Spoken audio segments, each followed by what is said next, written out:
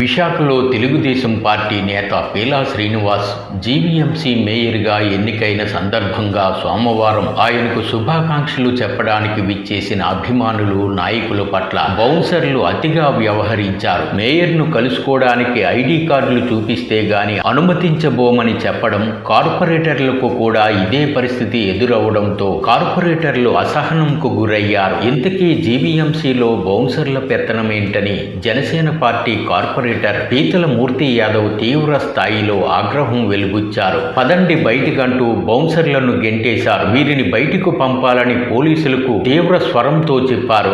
దీంతో పీలా శ్రీనివాస్ అభిమానులు, కూటమి శ్రేణులు, కార్పొరేటర్లు ఊపిరి పీల్చుకుని మేయర్ను కలుసుకున్నారు. జీవీఎంసీలో బౌన్సర్లు బందిపోట్లను తలపించారని వచ్చిన జనమంతా చర్చించుకున్నారు. పెద్ద ఎత్తున పోలీసు బలగాలుండగా బౌన్సర్లు దేనికంటూ పలువురు ఆక్షేపించారు.